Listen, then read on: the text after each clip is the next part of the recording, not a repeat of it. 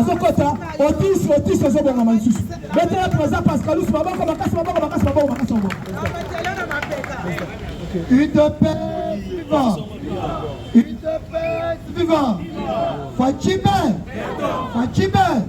Kongola loboko ganga bas. Kongola lisusu ganga bas.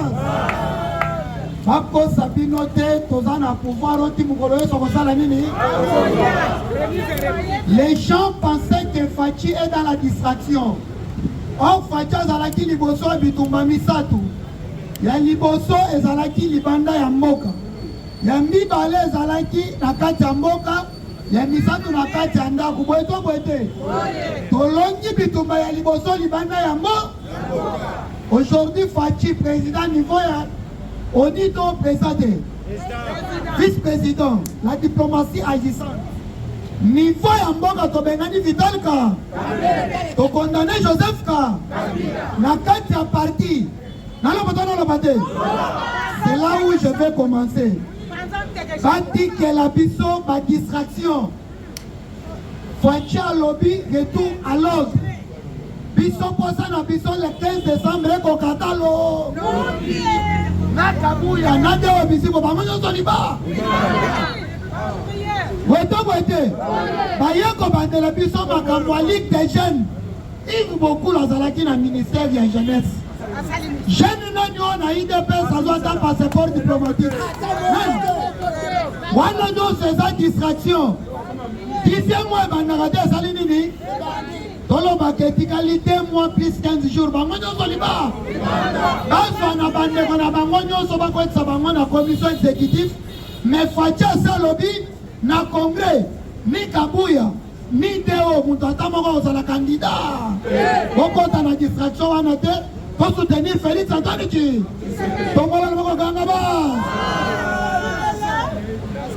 Les gens se posent la question et Batoumoussou Soubaliki va créer un débat condamnation à Joseph Ka.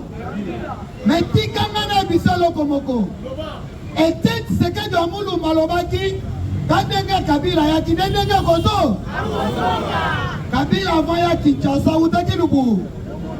Weto Wete. Kabila Vaki Makimeli Moganin.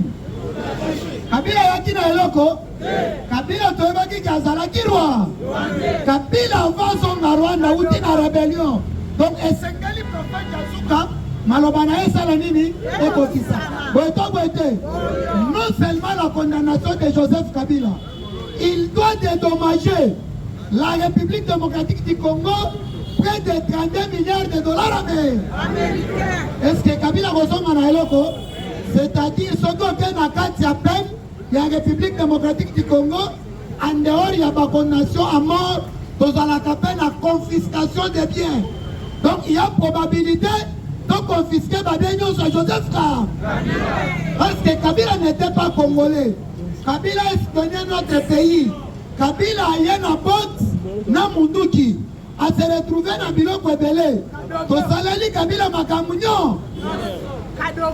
Meilleure façon à qu'on remercie Bisso, les alaki kokende comme mabande qu'on a Bisso ya Est. Alors, pour ceux qui ne savent pas, toujours la chasse à l'homme, mais tobandina le recensement, Nandenge Moko Segele Salanini et Bandela. UDPS vivant. UDPS vivant. Et ce qui va noter, Kamere Petro Kenenaeti Nassou. Laissez-moi éclaircir Eloko Moko.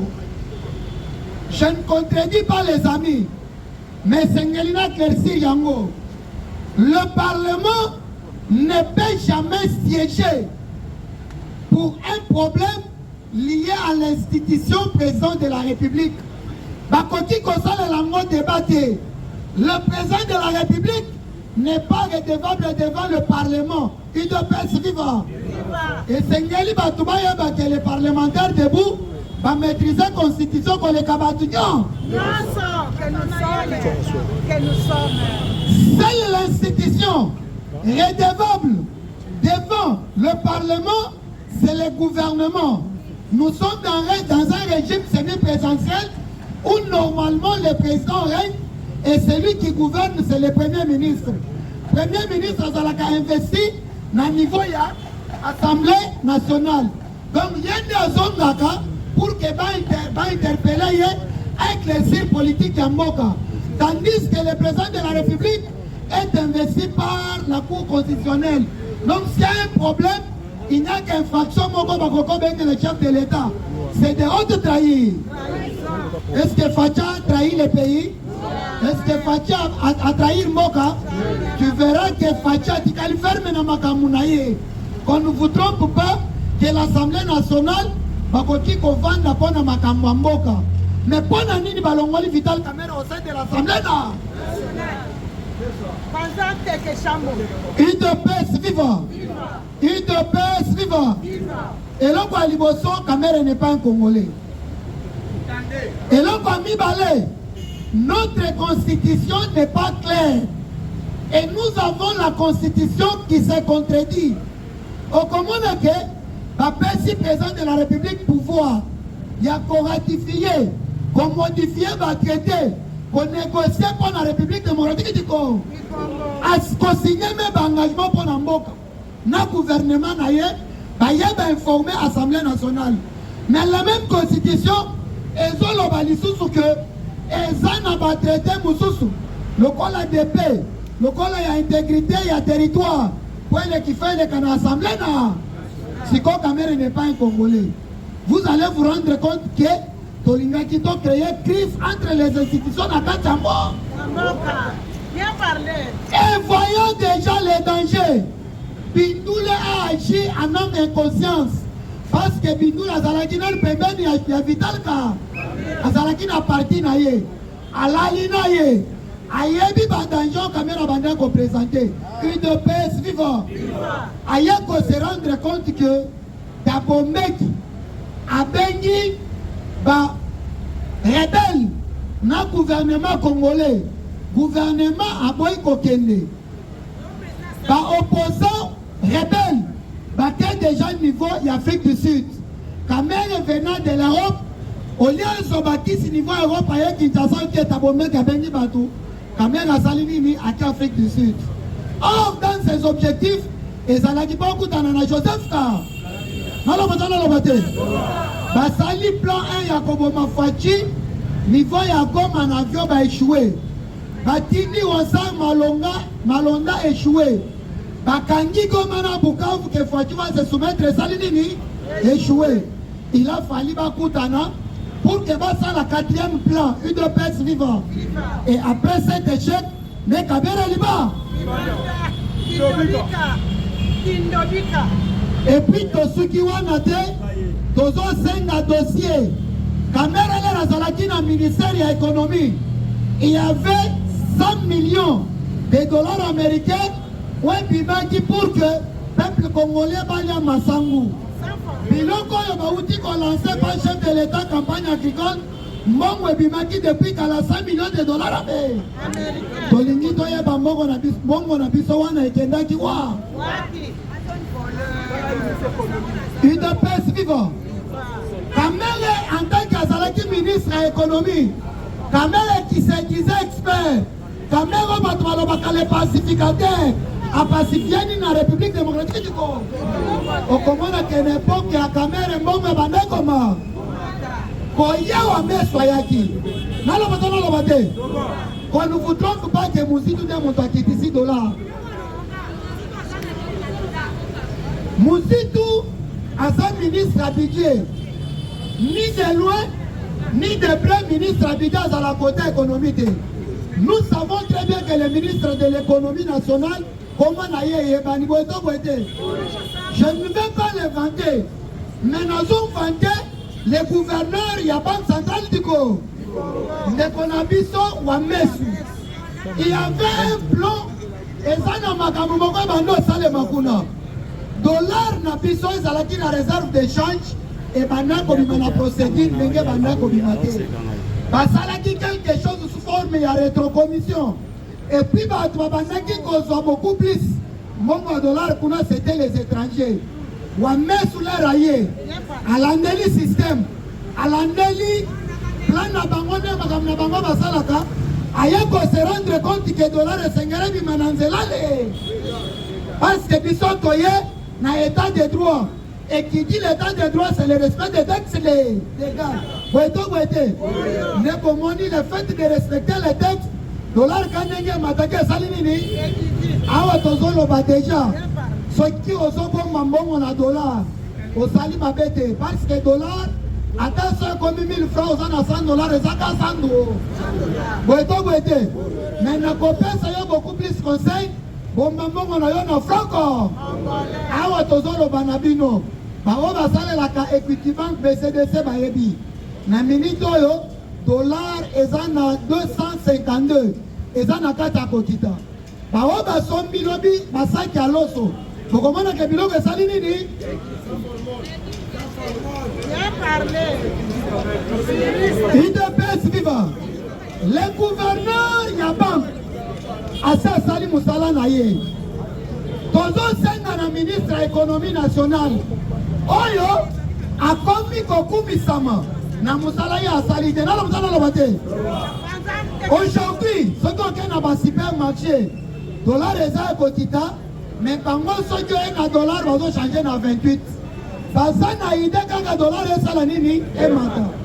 Est à la ministre nationale, est à la provinciale, beaucoup de dossiers oyo. Par inspecteur de l'économie nationale, pas contre un dossier oyo. Dollar eza kotita, tout ça n'a pas ça, biloko eza nini. Wa mettre sali musala na dollar eza kiti. Ministre de l'économie, yonde va passer pouvoir de fixer biloko sur les marchés. Ce qui dollar est quitté, c'est que biloko pèse la ligne. Même na Canal Plus, ce qui est pour son abonnement à minute, il y a $. Or, abonnement, il y a $10, à $10 est quitté, ça a $10. Et comme il 29 000, soit il y a $10, non, qui s'en vont en francs. C'est du vol. Ce qui peut être aimé, pour que nous vérifions, nous avons l'information, on a moko, nous avons l'année. Une de paix viva. Une de paix viva.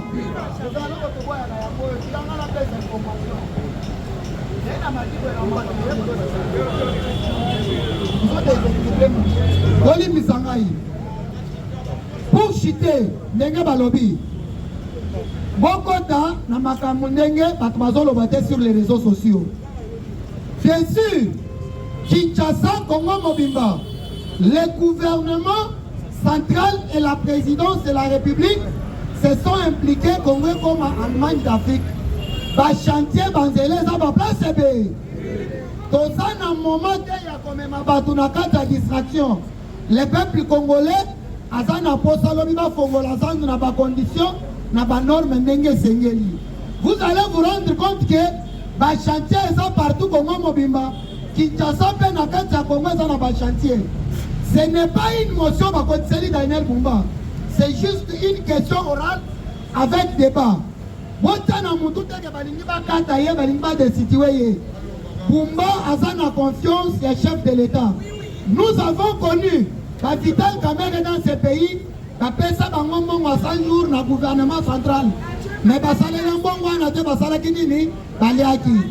Maintenant ezana eloko moko ezobonga manini. Ndenge mbongo ezobonga na gouvernement central pour na kosalisa misala Kinshasa. Il y a quelques députés mal intentionnés au niveau provincial. Oh bazon lukabaka bolambongo na Daniel Bumba.